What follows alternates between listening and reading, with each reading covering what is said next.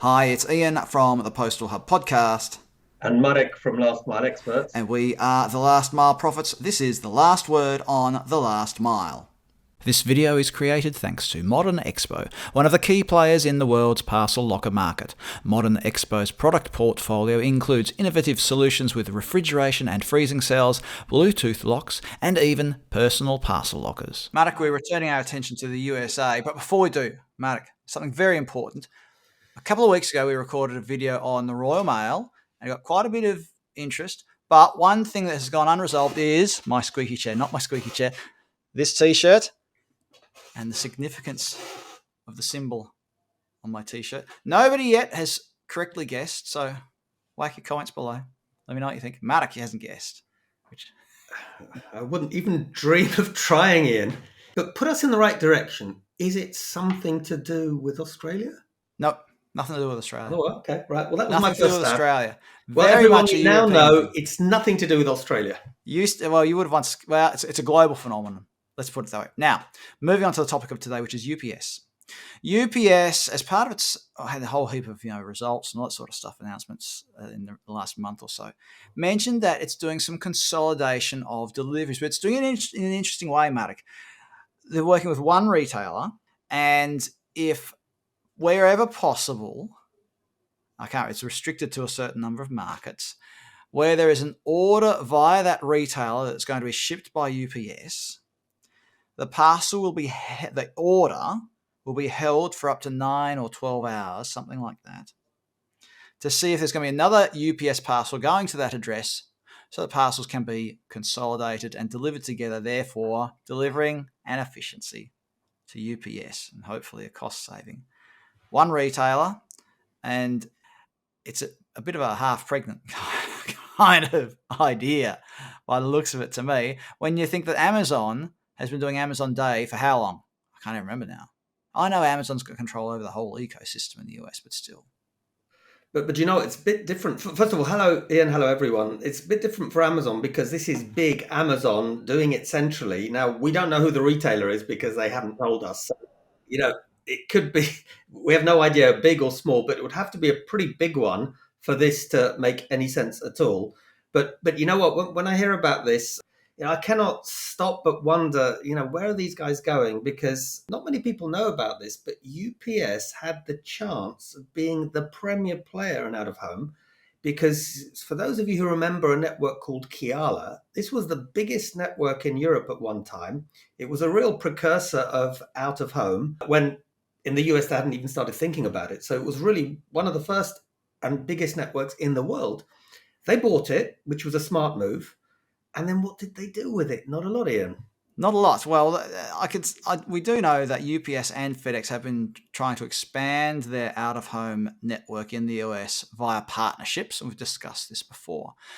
But if the customer doesn't want to use it, or if it's only used for failed deliveries, then I always think, well, what's the point? Some people in the US have said, well, we see home delivery as a key part of e-commerce. Right? It's how e-commerce works for us, and we're always in our cars and all of that. I think, yeah, well, Australia, we're in our cars a fair bit as well, but there's a concerted effort to try to get people to deliver to parcel lockers or direct to the post office or even to a PUDO point, depending on the network that you're using in Australia, because of all the things we've been talking about the last couple of years, mate. Like capacity and all of that. So, what is it, Marek? Do you reckon, is it the carrier's fault? Have the carriers not been talking to the retailers to say, hey, you've got to promote out of home delivery at checkout?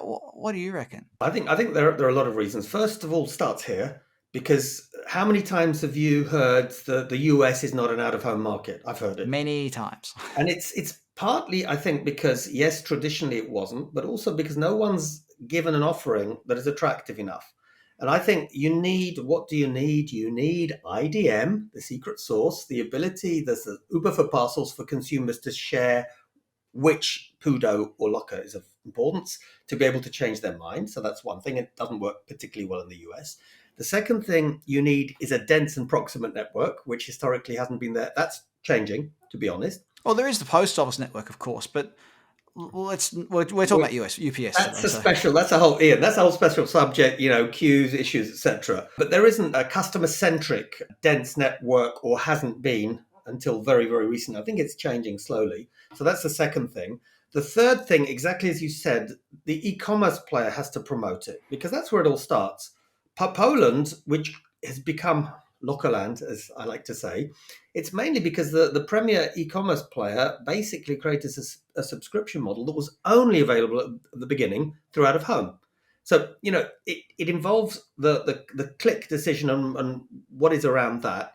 Mark, is this the right way to go about it? I mean, if there have been other trials in parts of the world where, with regard to a carrier consolidating parcels for delivery, and the idea has sort of been, well, we'll consolidate physical parcels at, say, a delivery center or a mail center or whatever it might be, for final delivery to the customer, which seems a little bit laborious and not very sensible, as opposed to trying to use technology to say, well, let's synchronize the parcels so that they are fulfilled at the correct time to arrive at that delivery center level at the same time for delivery on the same day. Let's say that's a more environmentally sensitive way to do it, right? Putting aside PUDO and out of home. Let's say that's a more economically efficient, environmentally efficient, and all of that. How do you communicate that then to retailers and to consumers to make them want to opt in, as opposed to saying, well, actually, I want that tomorrow? Well, actually, surprise, surprise, the simplest way is you put in a parcel locker somewhere, because that's effectively what it is. It's a point where you consolidate parcels. But on a more serious note, I think, first of all, we don't know enough about this. We don't know how big the retailer is. We don't know, if it's a retailer which has anything close to, and I think there are not many like that, Amazon's type of volumes, then you can do a lot more. But I think the devil's in the detail. There is scope for consolidation and a need for consolidation. My concern is this Amazon Day thing makes more sense if you're doing a traditional home delivery, and I think that will happen. But for the model that we're talking about, it's about urban consolidation centers, whether they're in a retail point or wherever else, it doesn't matter. A locker is an urban consolidation point, if you think about it. That's what's going to be needed now.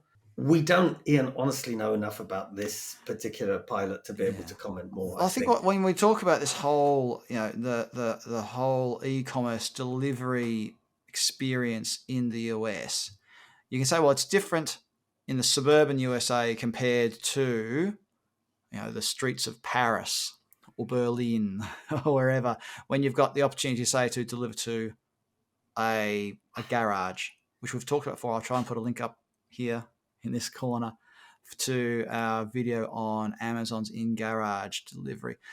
So I'll be interested to hear what people have to say.